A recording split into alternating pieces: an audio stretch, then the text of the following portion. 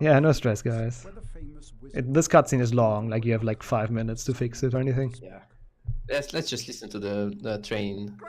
Not train, but the you know, the plane cutscene, my favorite cutscene in the game. No, the train cutscene is known to wreck ears. Okay, it's fixed. Cool. Then we can start in 3, 2, 1, go. So yeah, this game is probably a bit faster than HP3 because you can skip the cutscenes, and we will soon come to the first game-breaking glitch, so I should probably explain it already. Thanks for all the good luck, guys. It's called brightness boosting, and basically what happens is if you get a ledge grab and you go to the main menu, you can fly, basically. We changed the brightness while in the main menu. You will see here now. I didn't get the ledge grab, but it's fine. We climb a ledge and we reload the game in the background, and I might die. I probably die. That's fine. I just restart. That was too high. Sorry for that. Marathon luck. But it's not an easy trick to pull off. It is a pretty easy trick to pull off. This first one is easy, but you can die from boosting. Yeah. In later parts as well. That's fine though. Just wanted to show off what happens if you boost too high. And the incentive is done. Harry is dead. Harry's dead? Yeah, easy. That was the incentive. No, just kidding. Now we get a run going. But yeah, that's the basic idea behind brightness boosting. We go to the menu and reload and change the brightness, which gives Harry a boost for whatever reason. Like, the brightness slider does everything except changing the brightness, and nobody knows why. So yeah, now we do it how it's supposed to be.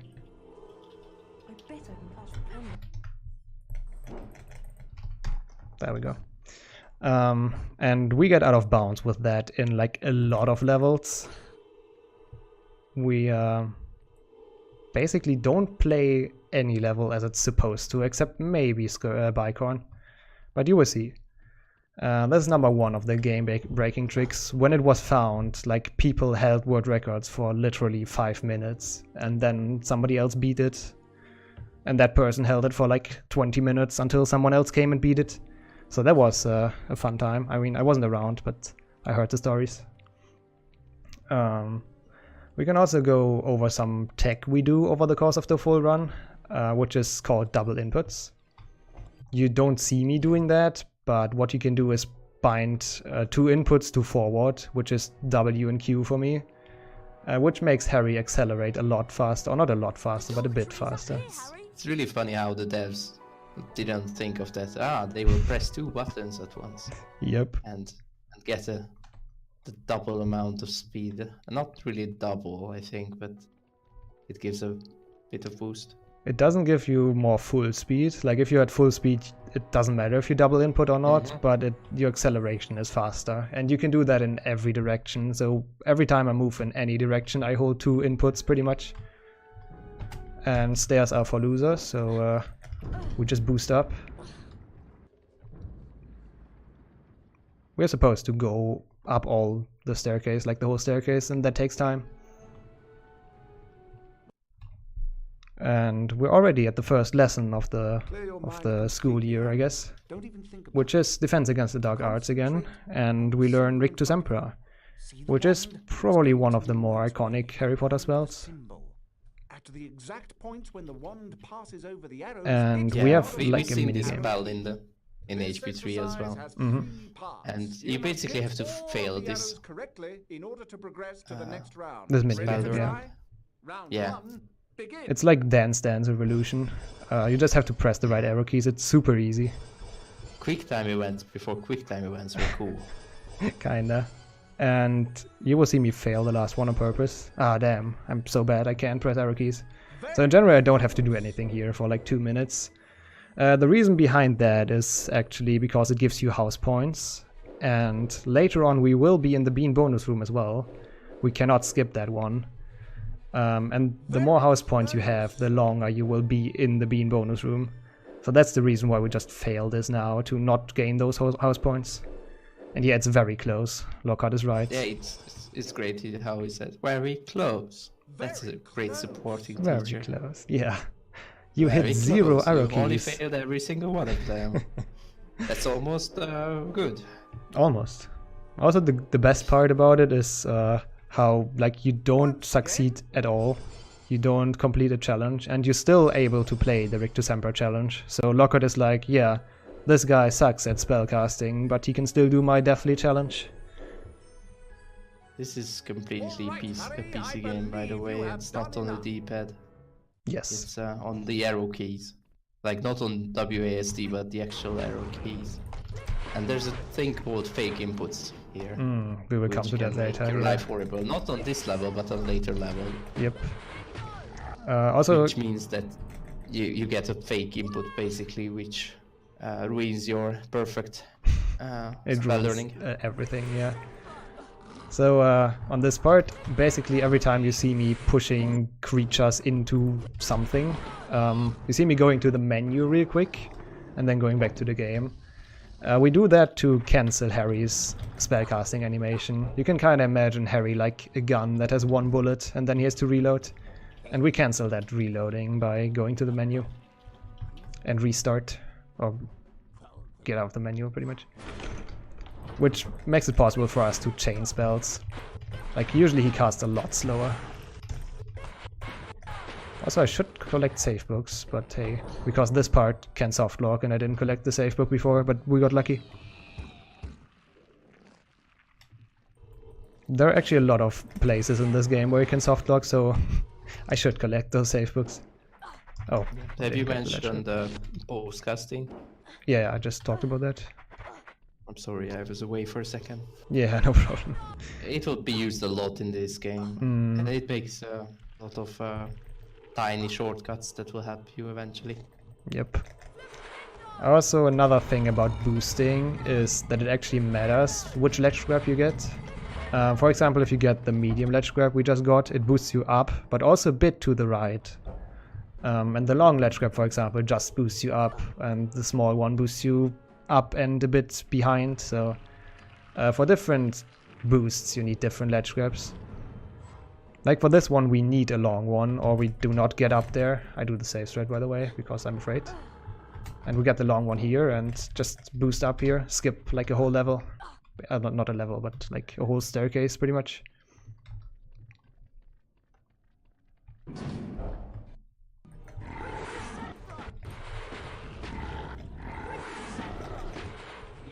And I got the one shot, nice. That means I'm actually on a good pace, because the crabs are actually cycle based in there. And one-shotting them means you're on a good pace. Okay, I would try this boost once, because for some reason lately I struggle with it. It's really high, so you have to spam a lot. And I got it, that nice. We can skip this section, because it kills a lot of runs. You got it? Yep. So you have to spam a lot and boost really high.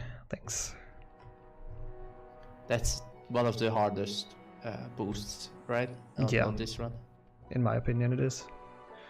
And now we come to the most frustrating part, which is Bean bonus room RNG. Basically we don't have to do anything in this room, but wait until the timer on the bottom right is like running out, or once it's out. And the time you're in here is dependent on RNG, which is great for runs, because you can lose up to 40 seconds here. This one is mildly bad, right? There was a 66 for Slytherin. It depends on how many points Slytherin has, pretty much. And 66 is okay, I guess. It's like 15 seconds time loss, I think. The Bean bonus room. But yeah, as Zolly said, it's not as cool as in HP3. Yeah.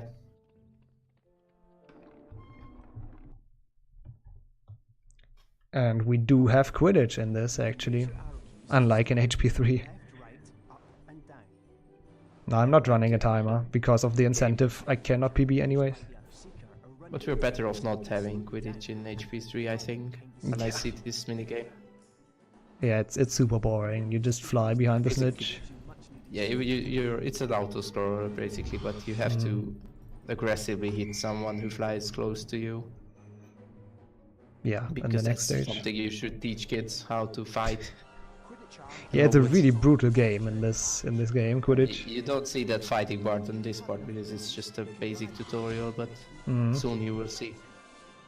Yeah, it's important to not knock her out too early, because she will come back before you can catch the snitch. So once we're like at the rings, we knock her out, and then she's not coming back before our snitch O-meter is full.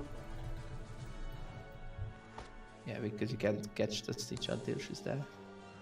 Yeah. Right? Yeah, exactly.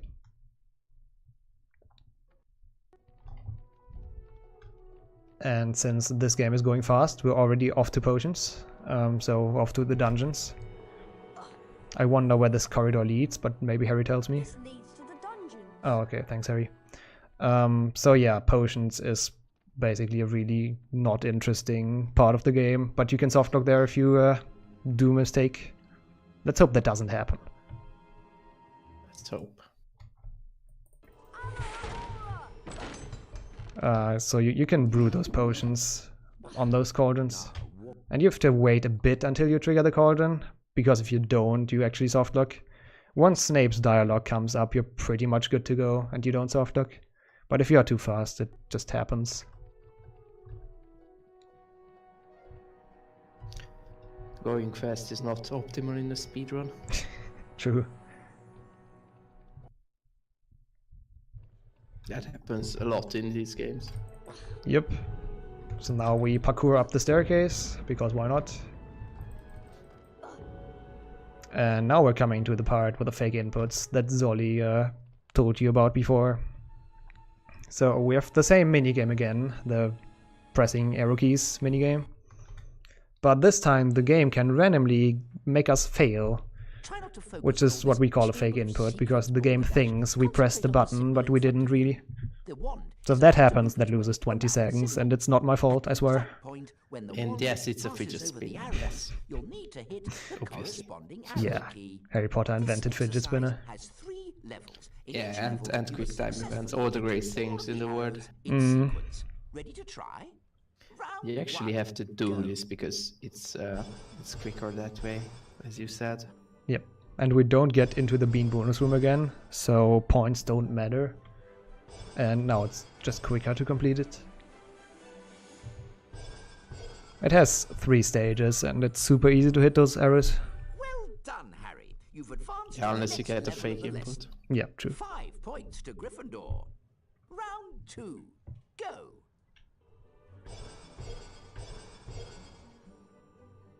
No more bean bonus rooms. Sorry, Beta. I guess it can happen if you collected too many stars in Victus Emperor, but I'm not sure. It shouldn't happen. Well done, Harry. That's also the reason why I skipped stars in Victus Emperor. I didn't touch on that, but we missed all of them on purpose, because every star gives you more points in the bean bonus room.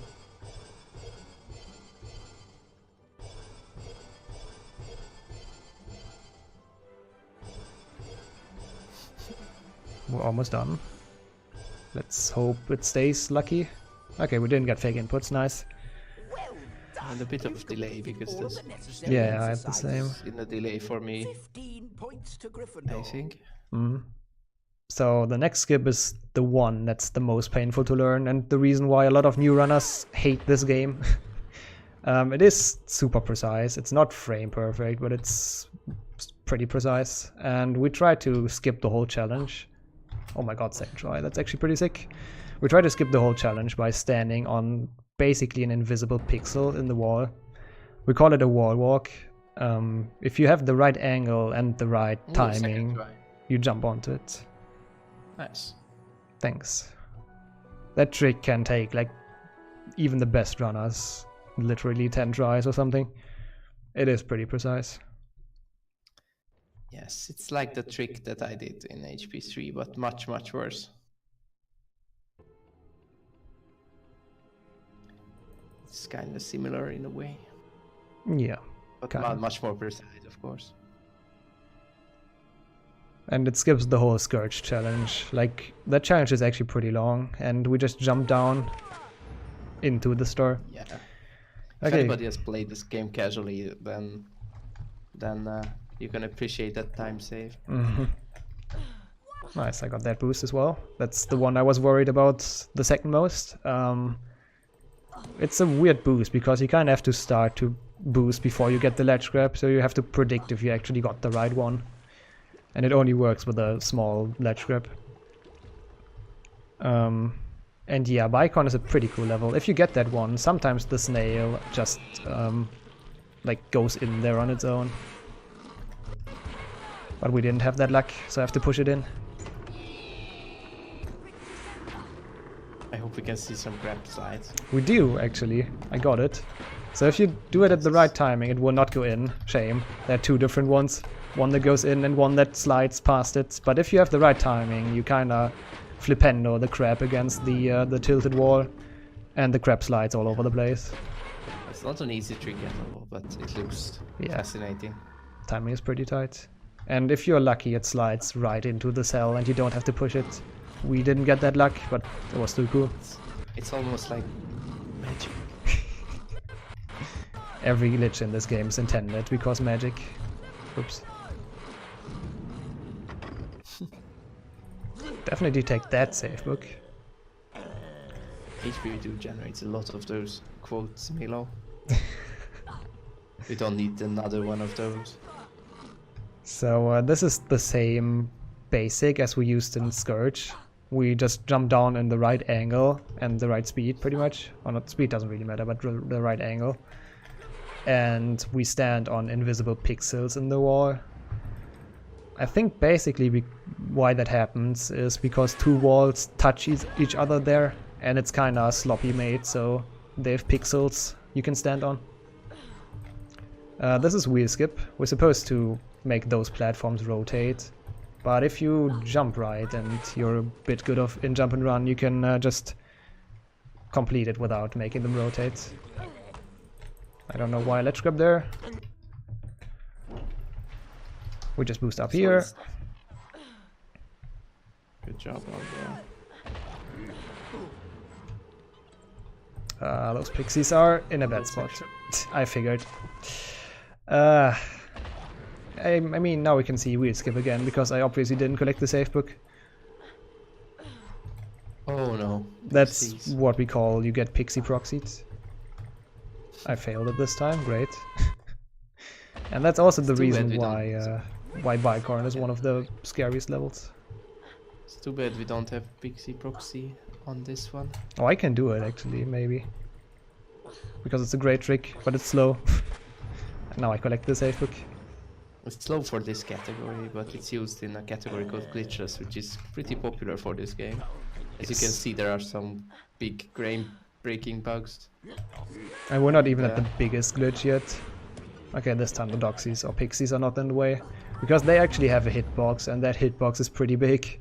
And yeah, we saw what happened.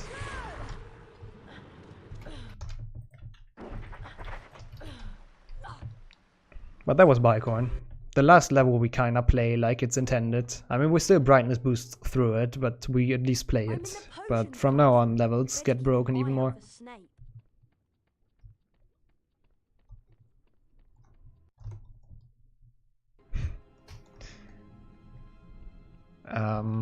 What happens here in the story is that Dumbledore reopens the dueling club, basically. And we are supposed to duel Malfoy, and we will do that, but Malfoy is not a really good duelist. You will see that. It's pretty much the worst duelist in all of Hogwarts. Today, Potter, you will have the pleasure of dueling the great Slytherin. And that's it. Malfoy defeated. It's a pretty easy manipulation. We just go to certain spots and charge our spell, and he doesn't react to it because he's Malfoy. You hit like a non-magical person, though. I must add. And we bounce on Ron's head because it saves a split second. That's hilarious. Ron has such a bouncy head, it even works in HP3 as well, sometimes. True. All of this is canon, yeah, of course. This game is 100% canon. And the next spell drawing minigame, or not spell drawing, but spell learning minigame, we will have 2 more of those, including this one. And they're pretty much like annoying and not hard. So yeah, just have to This exercise is get through Sadly, it. this one looks In each part, you nothing. must be accurate Looks in like order nothing. to progress. Guess Ready it's to try? like a weird Go. flipendo sign. I don't know. I don't know what it is. Sadly, it's not another fidget spinner. Fidget spinner spell is the best. Well done, We Harry. can maybe You've touch on moved the on to next the skip that next will level come of after this medicine. spell learning, 5 which is points called to Quidditch Gryffindor. Warp, and that is what Round truly 2. broke the game. Go. So we're not supposed to play Quidditch while we're in a challenge, but if we do a combination of buttons, that's actually not hard to learn. We can get the Quidditch menu up and actually warp into a Quidditch game out of any challenge we want.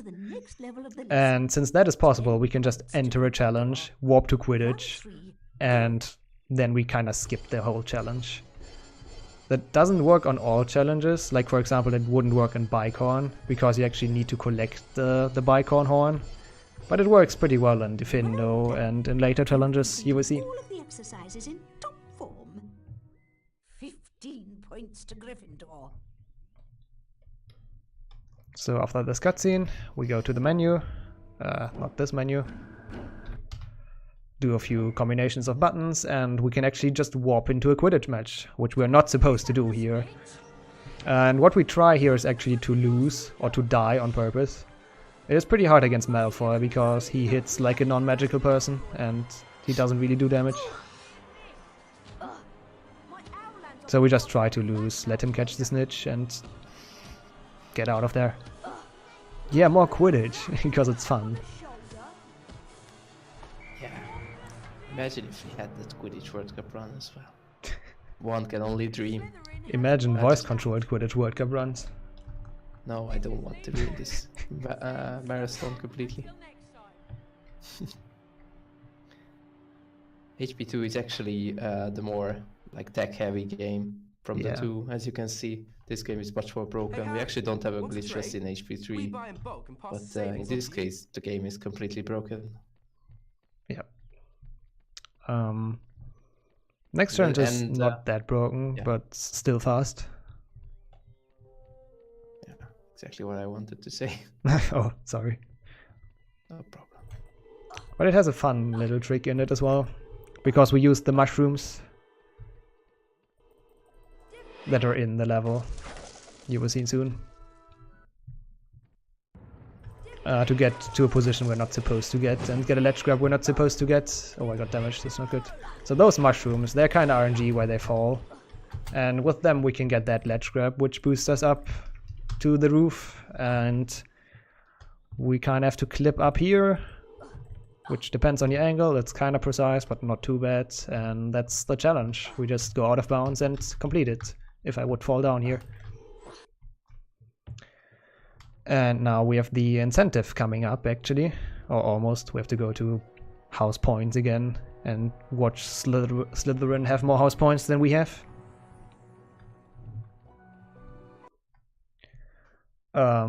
So what will happen is that usually there's a 2.5 minute cutscene that we skip in any percent. But it's more fun to skip it and then jump back into it, and you will see why. Spoiler, Harry might die during it. Yeah, this is the incentive right here. Yeah, actually exactly. It was like the exact same amount. Yeah, it was the exact same amount, so I chose to do it still. So we get on here. Oh shit. The more fun version is Harry dying. We are supposed to get on there without falling down, but it's fine, I can reset. And we get on here. Move, use the moving platform boost, send down the stairs, and go into the cutscene trigger. And there goes McGonagall. Mr. Potter? She's supposed to spawn on the stairs we just sent off, so she just falls to her death. Follow me, Potter. It's brilliant to see every time. And there goes Harry. Professor, I swear I didn't. This is out of my hands, Potter. Now we have to watch the cutscene, that's the downside of it, but hey, we killed a teacher and a student. Is so brilliant. Yeah, he just walks backwards. Casually laying into it. Through this door, please, Potter. Yeah, It's actually like a 3-minute time waste if you fail this. Yeah, that's what not should happen during an actual run. That's what we skip with the jump I did, but yeah, incentive. So now we're in Dumbledore's That office. jump is pretty precise. You have to jump around the cutscene trigger. Yeah, it's not Nixxoman super said. easy. Good evening, It takes some practice. He does it like a real pro. Not really. I failed once. Fox is a phoenix, Harry. Phoenixes burst into flame. And for some reason this is one of the unskippable cutscenes. This game does not have many, but those are for some reason. I think it's actually because people try to skip it, like by modding the game, and I think the game actually softlocks if you do, so I assume they weren't able to patch it out, and that's why we can't skip the cutscenes. It wasn't me. I'm not the attacker. I know you're not. Is there an incentive to kill Dumbledore now? If only we could. It's called HP 6. Being able to talk to snakes Oh, wait. was what Salazar Slytherin was Spoilers. famous for. Anything at all? No, there isn't anything, Professor. Very well, if you're sure. The joke here is that Night, Professor. the later games are not really well liked in the community. The first 3 are really popular, but 4, 5, 6, 7 and 7 Part 2 are not Yeah. super popular. They're not really good games, and they are not really fun games as speedruns. Let's say they're decent games and decently fun to speedrun. Also Ron does speed strats here. For some reason. Okay games. Just not very popular. Yeah, true. At He just before is runs Satan, down. and the other games are not popular as well. Ron just doing this suicide thing. Yep, he's supposed to do that, by the way. That's not because we like glitched the game or anything. That's what the devs intended Ron to do on that point. Yeah, Ron is using speedrun strats. Yep, he's the OG speedrun of this game. Had the world record back in 2002. Also the next level, which is pretty cool. It's the Goyle level, but we don't play it because Quidditch warping. HP5 is kinda nice. It has potential as a speedrun. Yeah, Mark is the world record holder of HP5, so he likes the game. Yeah. That was actually decent damage. That's a strat to HP5 get is about damage. rooting and not doing glitches really. It's Yeah. more about rooting and learning the game. So we try to die here as fast as possible, which is not quite working out right now. There we go. Because dying is faster than actually catching the snitch, and it doesn't have a long cutscene afterwards.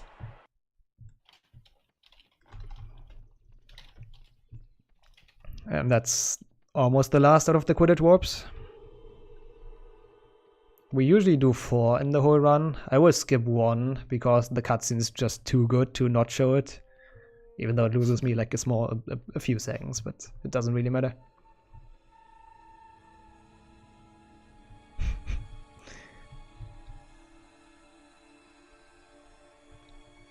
Big parts about this game is just running, and it might not look like it, but it takes a while until you get good movement in this game. I'm not there yet, but it's really like a lot. depending on how you cut corners and stuff.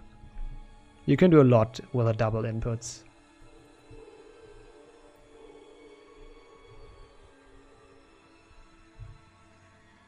And the soundtrack for the next mission is pretty much the most nostalgic thing ever, so I shut up.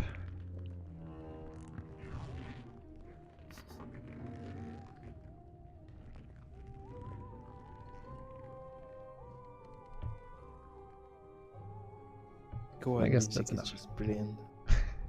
Yeah, the infamous Goyle theme, and it's just great. Everybody loves it. I'm not sure if I have enough health. Yeah, the music of these games are actually written by the same guy who wrote the Elder Scroll games, Jeremy Soule. Yes. So he's a big name, and he apparently won a BAFTA for this. I don't know. Somebody told me but that. he's I'm great. not sure about that information, but he's a great Great composer. musician. Great composer, actually. So the strat in the Great Hall, or no, Grand Staircase, that I didn't do is basically just jumping down and taking the damage, but I wasn't quite sure if I have enough health. I'm pretty sure I would have had enough health, but it's a marathon, so I don't want to die on stupid stuff. So we took the stairs, which is mildly slower. And yeah, we're going now. We forgot to mention that. He's great. He has a great voice. Pure blood. Yeah. He has some great cut voice lines as well that we sadly can't hear now. But they are great. This game has lots of cut features. Yeah, it has a lot of unused voice lines for some reason. Most of them from Goyle, so they probably like plan to make more levels with Goyle. So this is the last core level we skip, Slytherin, getting to the common room and sneaking out. It's kind of a shame. It's a really cool level, but we gotta go fast, right? So we're playing Quidditch. I didn't get much damage there. That was kind of bad. But the Ravenclaw Seeker, which is supposed to be Cho Chang, but she doesn't really look like her, but whatever. She hits hard. Yeah, again, you want to kill yourself as fast as possible. Yep. Which is not that easy. What about Bridge Skip? Yeah, sadly it's not in any percent anymore, since we can do the Quidditch Warp. Bridge Skip in Slytherin is a pretty hard skip, especially on 120 FPS. That killed a lot of runs as well. Also, the reason why we play in 60 FPS, to touch on that, is because that's what we believe is the game supposed to be played in. People used to play it on 120 FPS, so 120. But that makes the game like run really fast, and it leads to a strat in Rictus Sempra where you can just walk back and skip the whole Rictus Sempra level, basically, because you hit the trigger. One of the devs visited the stream and said that they were happy with 30 FPS at the time. Yep. So, or like 20. Yeah, but we figured 60 FPS is just a fair amount of FPS, and it doesn't run that fast. Fine on 60.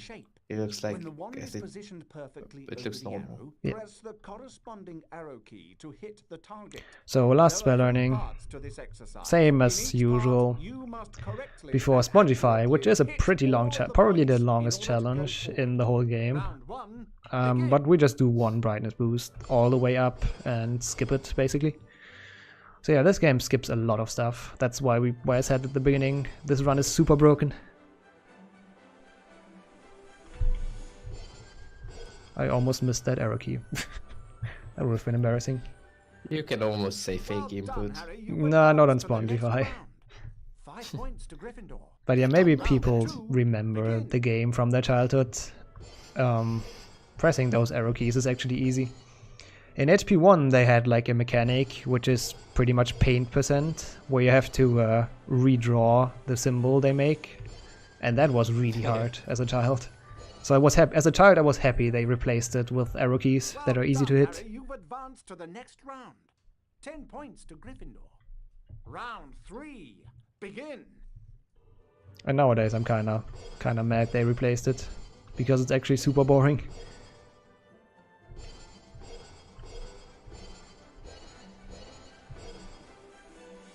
The good old times when brightness boost was not yet discovered. Yeah, it skips a lot of the game and a lot of levels, but it's still a really awesome trick in my opinion, because I don't know if any other game has it like that except HP1 and Shrek 2, because it's like the same engine and made by the same guys. So Spongify. Running on Unreal Engine. Yes, by the way, Unreal Engine. For those who are interested.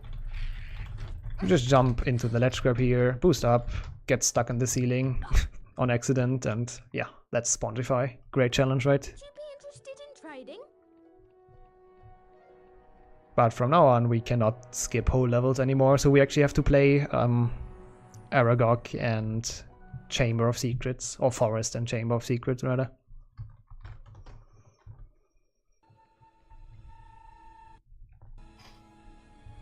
And we're about to enter the best interactive cutscene in all of Harry Potter history. We usually warp out of that with a Quidditch warp as well and die, but it's only like 10 seconds faster, and it's a really awesome cutscene that I want to show. Because it's super stupid and animations are terrible, but it's fun. I would not be interested in trading, no, Peter. I mean, it depends on what you're trading. No interest in wing tree bark.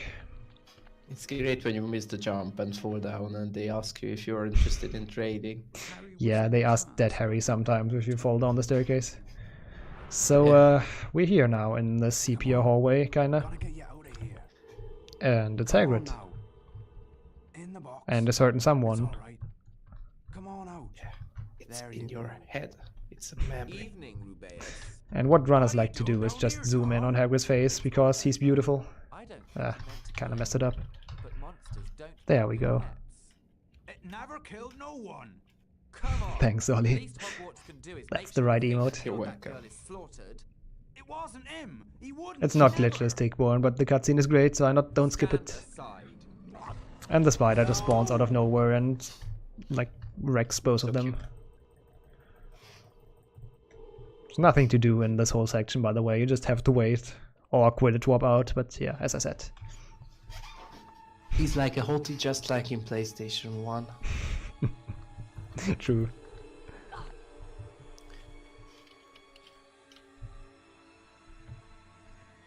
So we only have 2 more levels to go. That was a decent run so far, except that I died on the first boost. The rest was okay. But yeah, we have Forest and Chamber to go. Forest has like the loudest spider you will ever see, probably. I don't know if it's that loud because I kinda tried to balance it, but it's the same like the Dementors in HP3. It's not really on a slider you can move in the main menu. It's just a different sound slider we don't have access to. So the only thing you can do is just mute your game kinda or make it more quiet.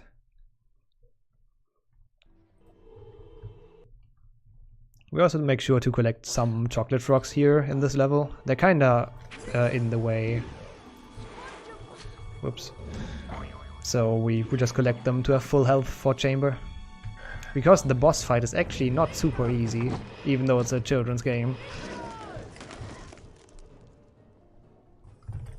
This is a small skip. The bridge is supposed to collapse if you walk onto it, but by just jumping over there and doing a bit of jumping back and forth, we can skip that. That final boss fight gave me PTSD as a kid. Yeah, it's pretty dumb. It's still hard as a speedrunner. I die there regularly. Whoops. That was not a good brightness boost.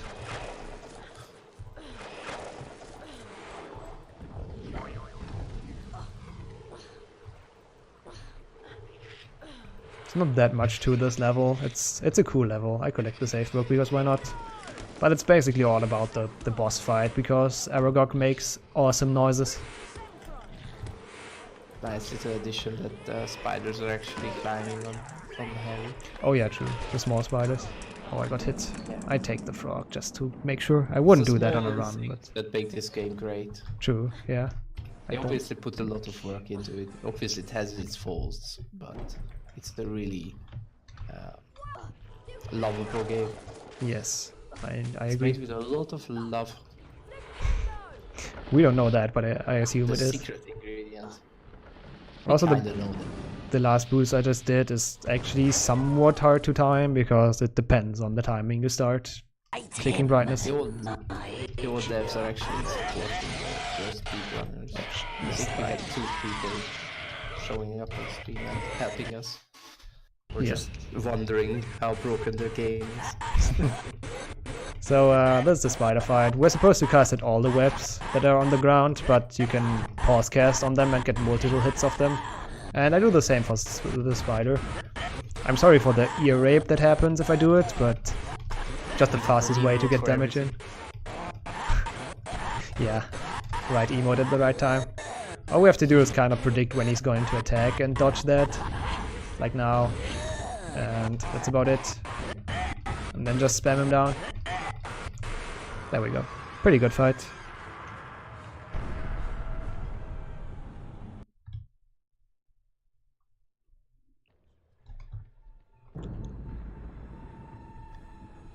Also, it's important to go to the hospital wing here. A lot of runners, like, or not a lot, but some just turned around and jumped down because they thought it would be finals time, but you have to go there. I did that as well, just jumping around, jumping down, because I thought I would be at a different place. Why does he kill the spider? That's actually also canon. Harry kills it in Doesn't HP2. kill him. That's just make him all sleepy spell. That's not abracadabra. I'm not sure. Don't question this game. It's flawless. It's PG-13. So, chamber, last Probably level. PG-6 when I think about it. Probably, Yeah, it's chamber time. I will collect the save book, because the next strat is actually kind of scary. If you do it right, you have a good cycle. It's all about the timing here, and if you do that right, you basically just have to backwalk here. Yeah, I will do Pixie Proxy, just for the old times. There we go. Those doors are scary, because they won't hit you, but if you do it right, you can just walk. I've never seen those doors one hit anybody. Kappa. That rock can kill you, by the way, if you're... Oh, come on, Harry. If you're beneath it. Sadly, we can't watch the infamous Ron cutscene, where he's definitely stuck under a rock. True. So we're supposed to, like... Oh, that's a weird cycle. Oh, it comes back. Whatever, we wait. We're supposed to brightness boost on that ledge and land up there, but there's a better strat that people used before brightness boosting was discovered, which is basically stunning the pixie and then bouncing off it in the middle, which is a far more entertaining strat, so I chose to do it, even though it loses time. And that's what we call Pixie Proxy, and it's pretty cool. We used the hitbox of the pixies to skip like the whole section of going around. It's a terrible room. Good job with the trick, by the way. Thanks. That was smooth. It's not an easy thing to pull off. Yeah, it's kind of precise. You have to stun it at the right position, or in the right position. So we're done with most parts of the game. Next up is kind of scary strat as well. It's the same like tech we used earlier, wall walking. We just have to get the right angle and we don't die here because there's a small pixel that saves us. And yeah, you can do the same here. I probably won't get it because I don't know how it works. Nope. And it skips the cutscene, but it doesn't matter because we usually run with a loadless timer. It's a great little skip. Yeah. Also, this section is like supposed to be like Indiana Jones or something, but it's probably the easiest part in the whole game. I choked runs in a lot of places, but I never died there, so that means it has to be easy.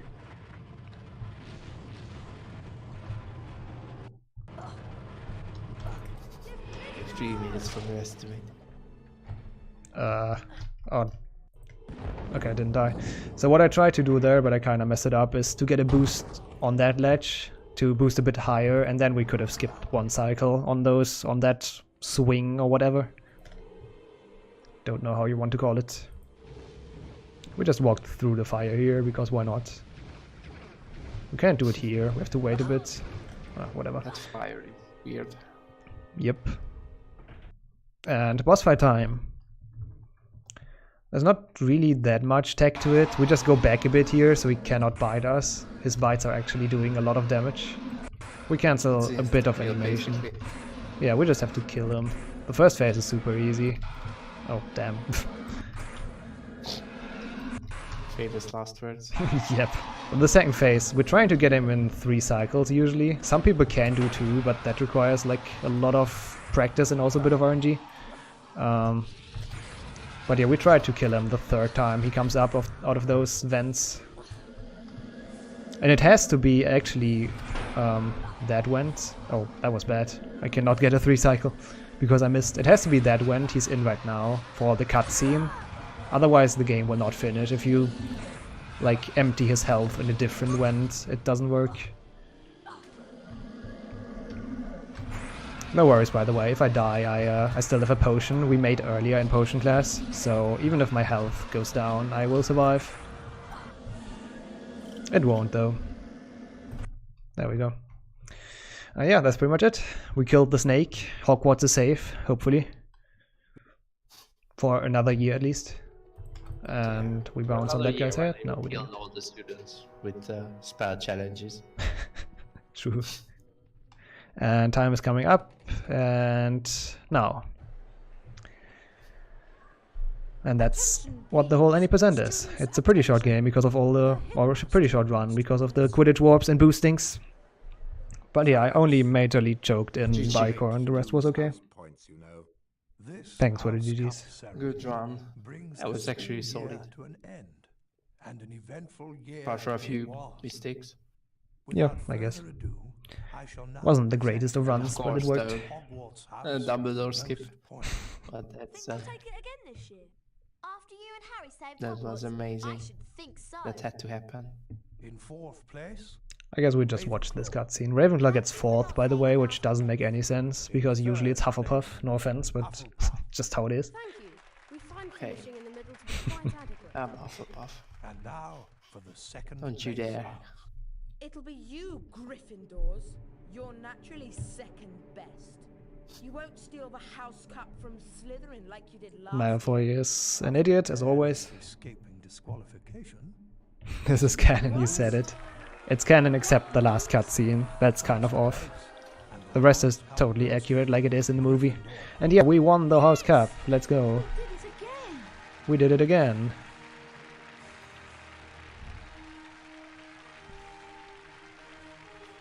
So we failed pretty much every single spell challenge, or we quit out of it early, and we still win the house cup because Dumbledore is super biased.